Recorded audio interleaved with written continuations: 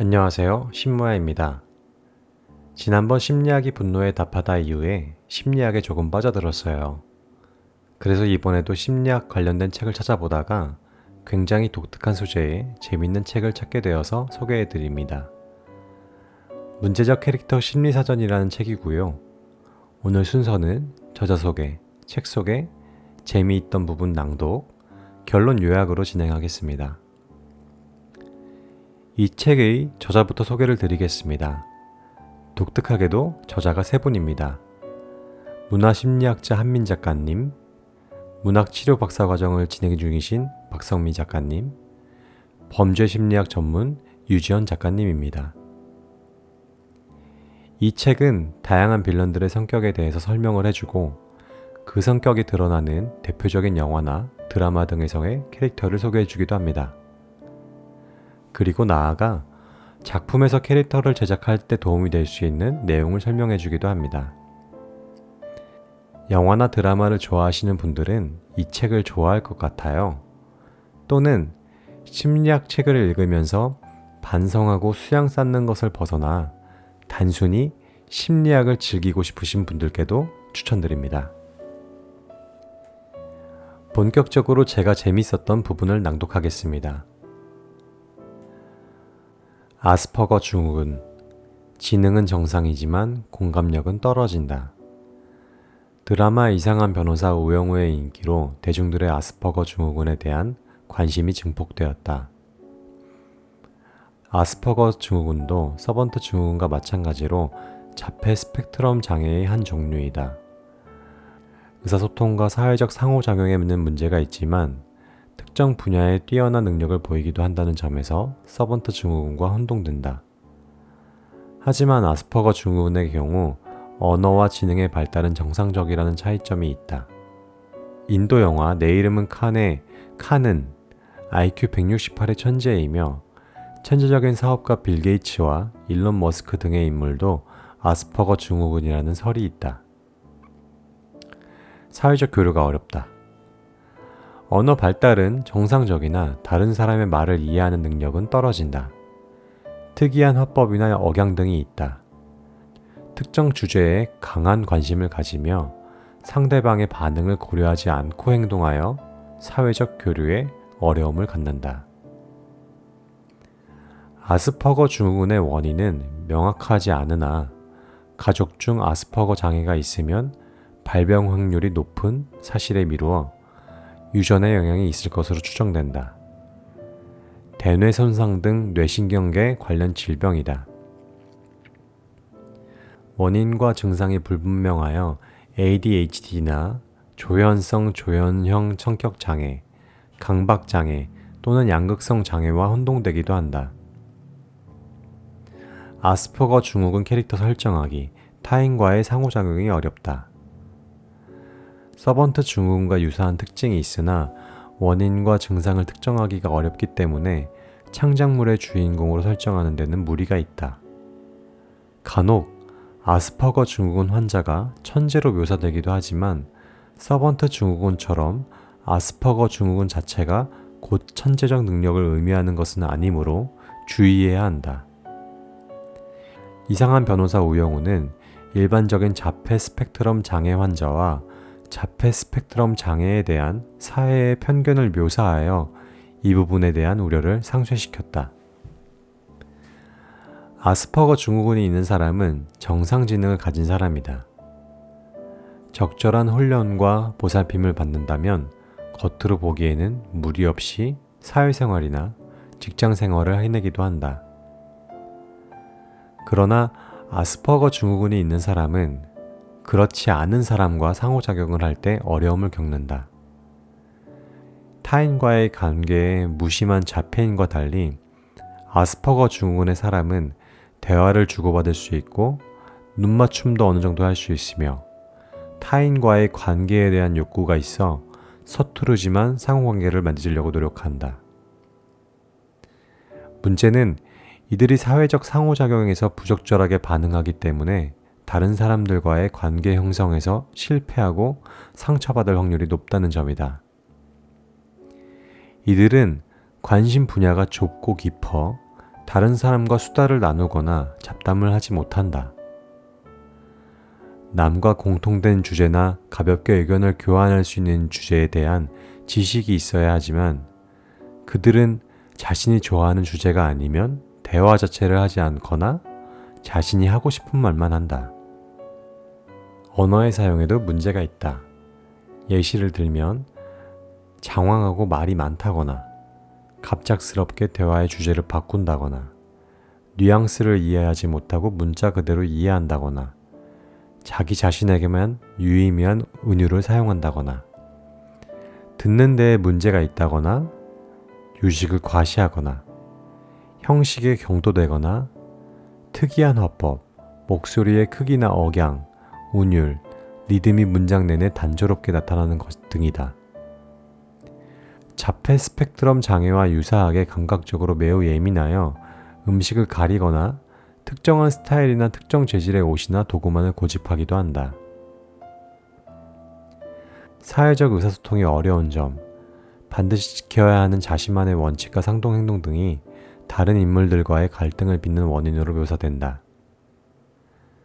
그들만의 원칙과 뛰어난 능력으로 보통 사람들이 보지 못하는 문제를 해결해 가는 것이 주요 스토리라인. 자폐 스펙트럼 장애에 대한 사회의 편견 역시 중요한 갈등 요인이다. 특정 상황에서의 행동. 자폐 스펙트럼을 가진 사람들은 전체 인구의 1% 정도로 적지 않지만 이들의 80%가 취업을 하지 못하고 취업한 사람들도 능력을 밑도는 일을 하고 있다. 그러나 일부 업계, 특히 이공계에서는 하나에 집중하는 그들의 능력을 높이 사서 일부러 고용하기도 한다. 실리콘밸리에서 일하는 엔지니어 중 자폐 스펙트럼을 가진 사람의 비율이 높다. 이에 실리콘밸리에서 일하는 사람들의 자녀 중 유전력에 따라 자폐 스펙트럼을 가진 아이들이 다른 직군보다 많다는 이야기도 있다. 아스퍼거 증후군의 사람들은 인간관계를 깊이 갖지 않지만 직업 훈련을 통해 혼자서도 할 수 있는 일을 찾으면 그럭저럭 결혼하고 살기도 한다. 에세이 고릴라 왕국에서 온 아이의 저자 던 프린스 휴즈는 36살에 자폐의 일종인 아스퍼거 증후군을 진단받았다. 그때까지 그는 자신이 남과 왜 다른지 알지 못한 채 멸시와 냉대를 던지는 인간 세상에서 상처받으며 살았다. 그러던 어느 날 우연히 방문한 동물원에서 고릴라들의 세상에 발을 들여놓게 되고 사람들과 나누지 못했던 상호작용을 고릴라를 관찰하며 배워간다. 고릴라를 통해 다양한 감정의 본질과 규칙을 깨닫게 되고 자신의 감정을 제대로 표현하고 상대방의 감정을 파악하는 법과 인간과 자기 자신이 소통하는 법을 배우게 된 것이다. 그렇게 그는 고릴라를 연구하는 인류학 박사가 된다. 한편 동성애자인 그는 반려자로 멋진 여성을 만나 가정을 꾸려 아이를 낳고 살고 있다. 치료와 주변의 이해, 도움이 있다면 아스퍼거 증후군의 사람들도 가정을 만들 수 있다는 걸 보여주는 사례이기도 하다. 영화 이미테이션 게임은 주인공인 앨런 튜링이 제2차 세계대전 동안 독일이 이니그마 기계를 이용해 군사 정보를 암호화한 것을 풀어내는 실화를 다룬 이야기다. 앨런 튜링은 수학자, 암호학자, 논리학자이자 컴퓨터 과학의 선구적 인물이며 알고리즘과 계산 개념을 튜링 기계라는 추상 모델을 통해 형식화함으로써 컴퓨터 과학의 발전에 지대한 공헌을 한 인물이다. 앨런 튜링은 아스퍼거 증후군이 있는 매우 똑똑한 사람이지만 다른 사람과의 관계에선 서투르기 짝이 없었다. 앨런 튜링은 독일 베를린의 잠수정 등에서 보내온 메시지를 코드화하여 해독하는 암호학 부서에 10명 남짓한 뛰어난 인물들로 이루어진 연구팀의 수장이 된다. 그러나 튜링은 팀원들과 협력할 수 없어서 어려움을 겪는다. 그런 와중에 독일군의 암호를 해독해냈으며 당시 컴퓨터의 발달에도 큰 영향을 끼쳤다. 업적을 인정받아 해피엔딩으로 끝났으면 좋았겠지만 그는 당시에 죄인 취급받던 동성애자였고 결국 경찰의 동성애 혐의로 체포되었다. 그는 연구를 계속하기 위해 감옥행을 면하는 대신 전환치료를 강요당하고 화학적 거세를 당했으며 결국 시아나칼륨을 바른 사과를 먹고 자살한다. 영화 초반 연구실에서 시아나칼륨이 없어졌다고 경찰에 신고한 뒤 경찰이 출동했음에도 격리 상태가 엉망인 연구실을 청소하며 경찰과의 상호작용이 잘 되지 않는 장면을 보여주는 연출이 있다. 이는 그가 비극적 죽음을 맞이하는 결말에 대한 힌트이며 수미상관이라 할 수 있겠다. 마블 히어로즈 영화 가디언즈 오브 갤럭시에서 아내와 딸을 잃은 복수를 하기 위해 가디언즈 오브 갤럭시에 합류하는 드렉스는 눈치 없고 힘만 센 외계인이다. 그가 속한 종족은 특성상 직설적이고 예스러운 말만 한다. 그러다 보니 다른 팀원들과 얘기할 때 성적인 얘기나 더러운 얘기 등 보통 대화에서 사람들이 선택하지 않는 주제에 대해 자기가 하고 싶으면 그냥 해버리는 눈치제로의 언행을 보인다. 그렇지만 감정을 느끼지 못하거나 남과 어울리지 않고 고립되려 하는 것은 아니며 가디언즈 오브 갤럭시의 일원들 모두를 아끼고 가족처럼 생각한다. 드렉스의 언행은 아스퍼거 증후군의 성향을 외계인으로 바꾼 것이라 이해하기 쉽다. 이런 면은 다른 사람과의 신체 접촉을 통해 그의 감정을 읽는 엄청난 능력이 있지만 에고의 행성에서 유일한 생명체라 사회성은 젬병인 멘티스와 대화할 때 시너지를 일으켜 손꼽히는 개그신으로 평가받기도 했다. 아스퍼거 증후군의 사람들이 보이는 사회성 결여 때문에 그들은 별나다, 찐따, 이상한 애 등의 평가를 받으며 학교 폭력의 피해자가 되기 쉽고 이 때문에 아예 친구 사귀기를 포기하기도 한다. 신입에게 너그러운 종교 생활을 하기도 하지만 종교 생활 역시 사회성 결여 문제로 길게 하기 어렵다. 자폐 스펙트럼 장애와는 달리 친교에 욕구가 있다. 그래서 아스퍼거 증후군이 있는 사람들은 얼굴을 보며 대화하고 비언어적 신호를 해석하지 않아도 되는 인터넷 활동을 선호한다. 그러나 대화나 글쓰기가 계속될 경우 뉘앙스 해석이나 은유를 알아듣는 능력이 떨어지는 게 드러나기도 한다. 또한 직설적으로 말하는 버릇으로 인해 인터넷상 말싸움, 소위 키보드 배틀에 휘말리게 되는 경우도 종종 있다. 몇 년 전 특정 게시판에서 유행한 완전체라는 사회적 스킬 결여자에 대한 묘사 중 일부는 아마 아스퍼거 증후군이 있는 사람들을 겨냥한 것이 아닐까 싶다. 화병 등 신체 증상 장애, 제대로 표출되지 못한 분노. DSM-4에 실려있는 한국의 문화적 증후군 화병. DSM-5에서는 분류가 달라졌지만 한국 문화와 관련된 우울 장애의 한 양상으로 이해되고 있다. 답답함, 열기, 목과 가슴의 뭉침 등의 신체적 증상을 동반하며 정신의학은 화병을 충격적인 일에서 생긴 화 또는 분노를 억제한 결과로 나타나는 만성적 시민성 질병으로 규정하고 있다. 충격적인 일에서 생긴 화, 분노를 억제한 결과.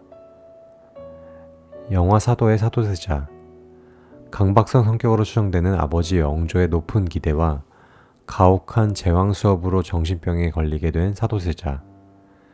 그는 전형적인 화병 증상 외에도 의대증, 옷을 찢어버리는 행동 등 분노 조절 장애에서 기인한 기물파손, 폭행, 살인 등의 범죄와 비행을 저질렀고 결국 칼을 들고 내전에 침입한 죄로 뒤주에 갇혀 죽는다.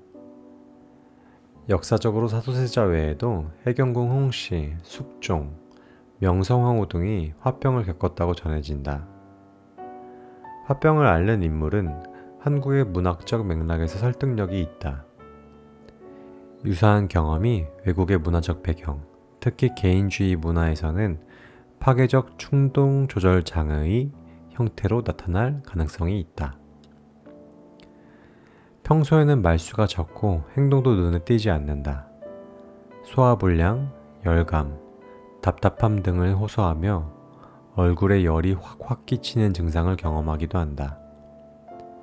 성격에 따라 소리 없이 눈물 짓거나 종교에 기이하는 등 속으로 사귀는 유형이 있는 한편, 물건을 때려 부수고 사람들을 공격하는 파괴적 충돌 조절 장애의 형태로 나타날 수 있다.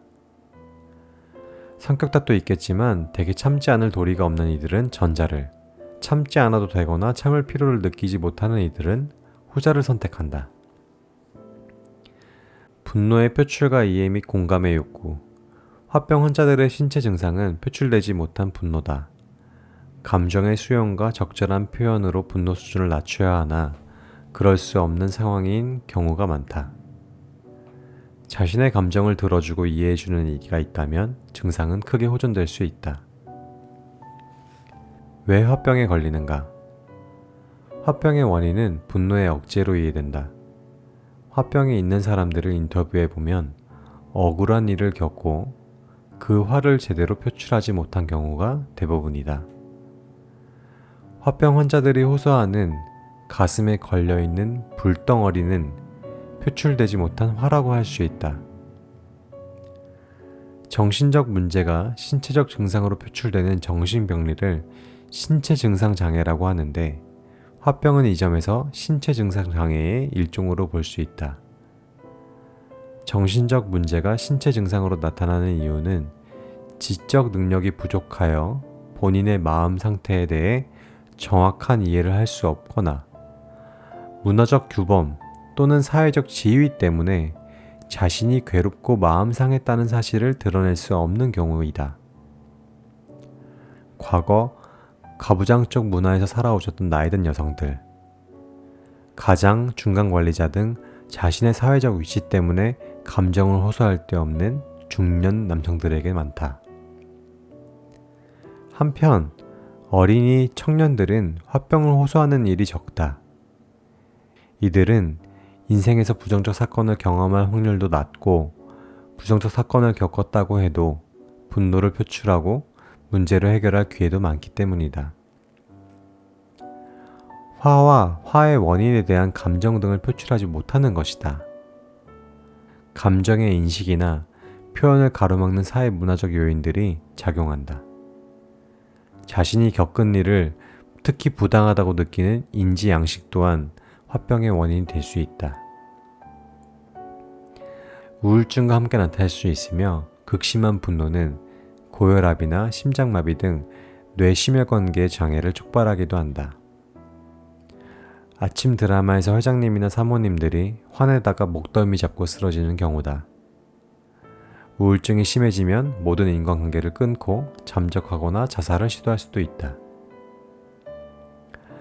파괴적 충동 조절 장애, 소위 분노 조절 장애 유형의 범죄로 이어질 가능성이 있다. 이런 식으로라도 분노를 표출하게 되면 이미 화병의 영역이라 보기 힘들다. 재벌가 사람들 같은 지배계급 인물들은 갑질 등을 통해 자신의 분노를 표출한다. 화병으로 캐릭터 설정하기, 한국인 종특. 한국의 문화 증후군이기에 한국 배경의 주인공을 설정할 확률이 높다. 직업, 계층, 성별과 관계없이 화병에 걸릴 수 있으나 연령은 최소 중년 이상일 필요가 있다. 화병은 부정적 감정이나 스트레스를 표현하지 못하는 데서 기인한다.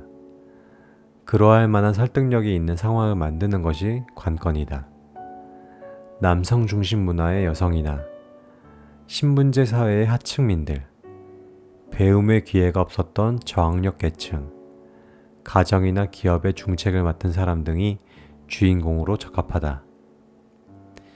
표현에 취약한 회피성 성격이나 자신이 경험한 일을 부정적으로 해석하는 편집성 성격 등 성격적인 면도 화병에 영향을 미칠 수 있다.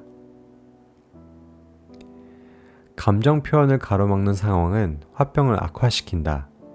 스트레스는 커지는데 표출할 방법은 없는 상황이 지속되면 건강에 심각한 악영향을 미치기 때문에 건강을 잃지 않으려면 어떻게든 마음을 다스릴 필요가 있다.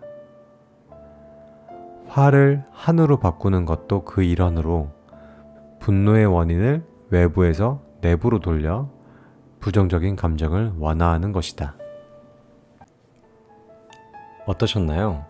조금은 색다르지 않으셨나요? 일상적인 심리학하고는 거리가 조금 있어서 어려운 부분도 있죠. 하지만 우리가 보는 영화나 드라마에서 갈등을 일으키는 인물에 대해 전지적 시점에서 바라보는 재미가 생기게 된 것 같아요. 오늘도 긴 시간 시청해주셔서 감사합니다. 다음에 다시 만나요.